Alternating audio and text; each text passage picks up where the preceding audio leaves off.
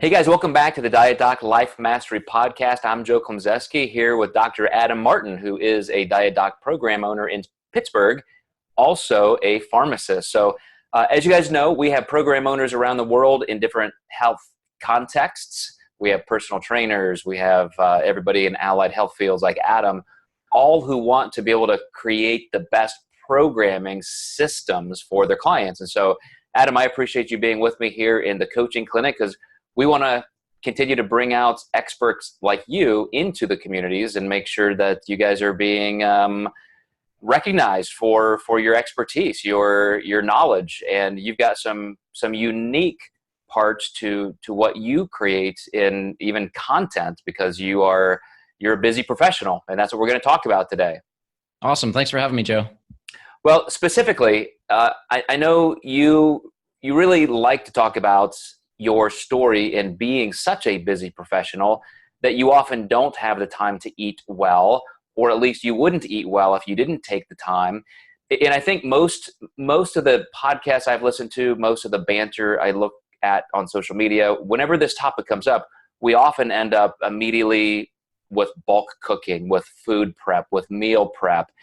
And I don't want to gloss over that, but I want to hit that quickly because I think everybody knows that they should do that, but a lot of people just don't. And I kid you not, right before we were getting online for this podcast, I got an email message from a client who said, Joe, sorry, I suck. I just cannot keep up. I'm so busy with work, and he's actually an attorney. And he said, so I just can't keep up with meal prep, and I can't stay full, as far as the foods I'm eating. He's eating just processed food around the office, stuff like that. So let's start there. Let's start with somebody who says, I know I need to bulk cook. I know I need to meal prep, but I just can't. How would you approach that? Absolutely. So thank you so much for hitting that point and for inviting me back on, Dr. Joe. So looking at how to eat healthy for a busy professional, just quick insight on me. I work full-time as a pharmacist, 42 hours a week, plus 1 hour commute each way. So time's pretty limited in addition to being a entrepreneur.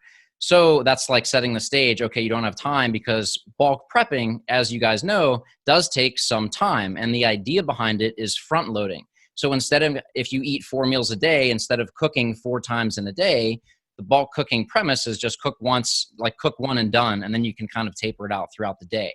Looking at what your client had expressed, or as I may say, what he was pleading his case to be as an attorney, he was saying that he just doesn't have the time. And we hear this all the time with anything related to health, fitness in any context. I know what to do, I just don't do it.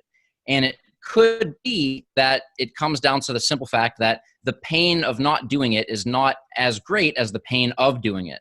So looking at that context, thinking, okay, something that you're doing in bulk prepping is painful to the point where you're just not doing it. So a lot of times that comes into what I find it to be the mindset component. And I used to fall privy to this back in my early days, my journey, because my belief was if I want extreme results, I have to make extreme sacrifices, meaning I have to suffer. Like if I eat decadent foods or I eat foods I actually like, I'm not going to get the results because this clearly shouldn't be fun. I shouldn't be enjoying this process. I shouldn't be liking the food because that's not going to lead to weight loss. I have to suffer. I have to eat bland foods because that's the only thing that's going to get me results. That was my mindset many years ago. And through coaching, I find this to be the standard mindset with lots of people. So I think first addressing that misconception that that's not in fact the case. You can literally have your cake and eat it too and still hit your weight loss goals or muscle building goals, whatever that is a big point to drive home. So looking at your client, for example, I would say, explain to me what you're doing to bulk cook and tell me what kind of foods you're making. And my guess would be they're not foods that he actually enjoys. They're probably things that he thinks are, quote, healthy or, quote, the right foods that he actually doesn't like. So that's one of the things I tell people is literally write a list of foods you hate and then write a list of foods you love, because I need to know what you don't like because I'm never going to advise you to do that. So the simplest thing would be to look at that component because I'm willing to bet that that's what he's doing. So that's the first thing I would look at. So, and I will say, I totally agree. You do have to hit that pain threshold where you just have to get this done. I was speaking to a relative actually who has gone up and down in weight a little bit, and had those times where it was going great, and then they slide back, and all of a sudden I turn around and this person has lost 80 pounds, and the number one thing that I see in the behavior is that she is bulk cooking every single Sunday. Go to the grocery store, come home, create all of these great foods, put it in the fridge, dose it out in your meal prep containers, whatever macro profile you want. And that has quite literally been the key. But I will say, we do have a fast-paced society, and if that cannot happen, let's talk about. I have right across the street from my office a Jimmy John's. Right next door, I have a Subway, and I have another, 50 more restaurant choices all around me. I know for a fact when I go eat at those places, I'm always going to eat more. So do you advise clients to bake that into the equation and say, okay, that meal is going to have a few more calories or a lot, and so you've just got to eat fewer meals that day? Or are you going to strip it down to nothing? Tell that person just no cheese, no dressings, no this, no that, and really try and get it to as clean as you would make it home. Excellent question. So I'm going to bulk, if I will. I'm going to bulk cooking and eating out into concept. I struggled through school, and there's a lot of big names with drugs. I'm a pharmacist, but there's lots of big concepts. But the way I got through it is to simplify it into the easiest thing. I call them simptions. So looking at eating in any context, I'm going to boil it down to one simple concept. Proper preparation prevents poor performance. Cooking, you're doing everything ahead of time. Just like if you're going to Jimmy John's, if you're going to a meeting or a birthday dinner, plan ahead. And what I mean by that is literally factor in what you are going to like before you get there. And the reason I say this is, how many of you listening or watching have gone out to a restaurant with good intentions with friends, and you're talking and time gets carried away, and before you know it, the waitress is right next to you and saying, what do you want to order?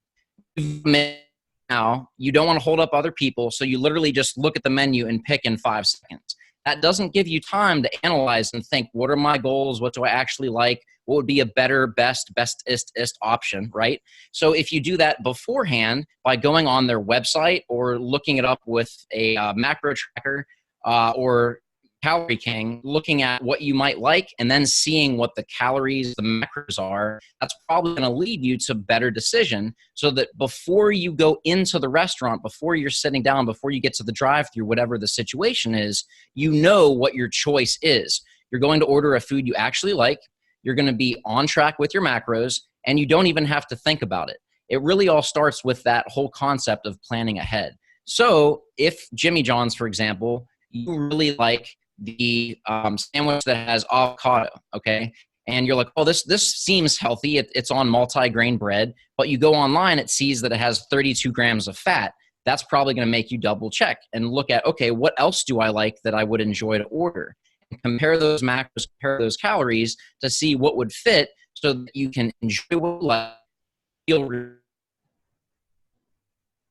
Looking at eating out, that's a concept I myself practice and really help other people do as well, is just check that menu out ahead of time. I know not all restaurants have it out there, but with the new FDA mandate for locations that have, I think it's 15, 18 more locations, they have to post that. So that's really helpful to help you plan ahead. And if they don't have a menu, you can kind of guesstimate. But in general, even with those, restaurants, fast food places do tend to over in regards to food portions, fat, and things like that. But having that ahead of time helps you to plan properly. Yeah, and I will say something that's become a little bit more accepted now as we evolve further into different sectors of a full-blown service economy. More and more people are just accepting the fact that if they want to eat well consistently, they're going to have to solicit some help. And so I know there are services where a chef or food prep person will come into your house and do that bulk cooking for you. Yes. There are different food service companies I have recommended. We have one here in the Midwest that's called Midwest Meals in Wisconsin. And even one of my clients who's extremely busy, and he's tried the whole bulk cooking thing on his own, and he can do it sometimes, but he has the resources to do this. And so I suggested it, and he loves it. He's getting 10 meals a week shipped to him from them.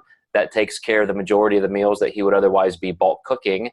There's another group out of Texas, Icon Meals, and with dry ice shipping, styrofoam containers, these things have become way more accessible. I would always say, shop local.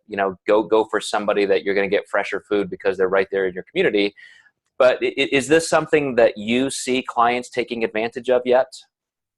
Yeah, absolutely. And as a personal buyer, I guess you could say, of those services too. So with this idea of, okay, I need to prepare ahead, everyone knows that, but time gets in the way. So that's created a huge opportunity for businesses like Blue Apron and HelloFresh. If you cook and actually do the stuff, they give you all the ingredients. You don't have to shop. So that takes care of that. You can take that a step further and say, I don't even have time to do that. I just want my meals to stick it in the micro and go. So you have things like Midwest Meals and then Visionary Meals outside of the Columbus, Ohio area, which is really great. I know the owner, he's doing awesome work.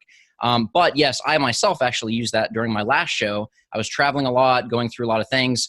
So I used Icon Meals, and they deliver anywhere, your house. I was in a 5-day conference in Vegas, and they delivered it to my hotel. So I had all meals for those 5 days, was right on track with prep. So it's very convenient. Yes, it is a little more costly, but it really comes down to, what do you have to work with? What can you realistically stick to for hitting that consistency factor?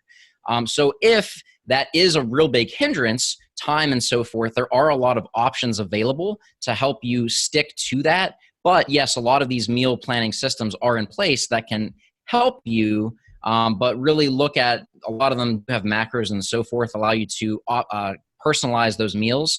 But it really comes down to what resources you have, what your goals are, and what your specific time schedule looks like. So just to round this out, we have the two options in the middle, which are, when you're going out to eat, to be extremely careful, look ahead, plan ahead, make the best choices you can. Having somebody else prepare food for you, or using some kind of a mitigating food service that if they're not going to deliver your foods, they at least deliver the ingredients. On the front end, we talked about bulk cooking. I want to finish up with just having simple foods available that you just create habits with. So for example, I like to come to work and do a little cardio before I actually eat breakfast. So I just make sure I have my oatmeal, my frozen fruit, my protein powder, everything I need to make an amazing fresh fruit oatmeal type breakfast. And then my next meal is lunch.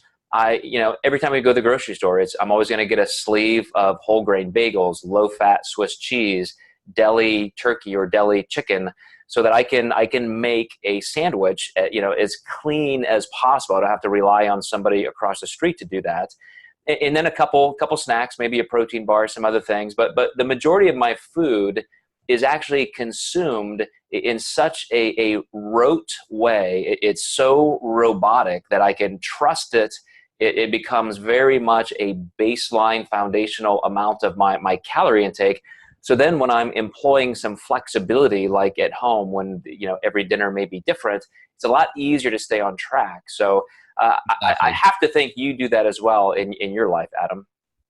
Absolutely. So I have what's called like my at-work foods and my not-at-work foods. So looking at what I eat when I'm at the pharmacy, I don't get lunch breaks. I'm on my feet 13 hours. So you literally have to be innovative. And that's what created these types of things. So it might sound sad and pathetic, but most of my meals are drinkable, which isn't ideal because that's not going to lead to satiety with fiber and so forth. So one of my go-tos, normally like mid or late day, is a protein shake. So I make quick oats, throw it in the blender with some cocoa powder and a scoop of protein, but then I also spike it with espresso because that will help. Caffeine helps with satiety as well. That'll also help get me through that day. So that's one of my go-tos. I've got protein bars and jerky at the pharmacy, so that's kind of my backup plan. If I'm really pinched for time, or if for food at home, I always have that backup plan, which I always recommend having that where you work. But yeah, just like you say, I have those, my go-to foods at work. Those are some of my meals.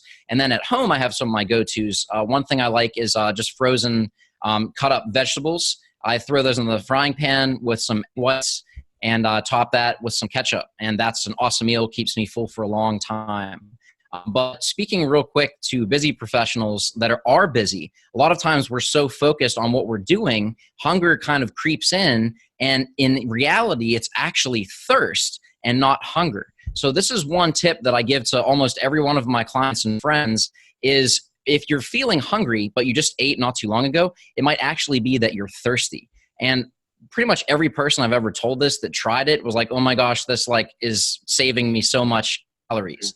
So especially for busy professionals, if you're not thinking about drinking water, it's not going to happen. Most of us are dehydrated anyway, and the brain can't really interpret thirst between hunger. So I call it the water test. So if you're feeling hungry, but you don't think you really are, literally just chug a bottle of water. I've got a case of water right where I work at the pharmacy, and I give myself this test. I'm going to chug this bottle of water, wait 5 to 10 minutes, and 99% of the time, the hunger goes away. Yep. If I am still hungry, then I actually am. So that's one little tip you can do, whether at home or at work or on the road, wherever you might be, that can really save you a lot of calories and keep you, one, hydrated, and two, on track with making the best decisions for your diet. Definitely, man. And Adam, thanks for this. You guys watching and listening, I can't say it enough. The information is there. The steps are there. And I'm going to circle all the way back to what Adam said in the first place, which is you just have to do it. Nobody's going to do this for you. So you either take these steps, integrate it into your daily habits, get it done, and then you're going to enjoy the success of that, or you're just going to keep languishing in excuses and wonder why you can't live that life that you want. So Adam, I appreciate all of your great expertise. Obviously, you're living it as a busy professional. So thank you very much for being with us in the coaching clinic today. Thanks for having me, Joe. Hope this helped you guys listening.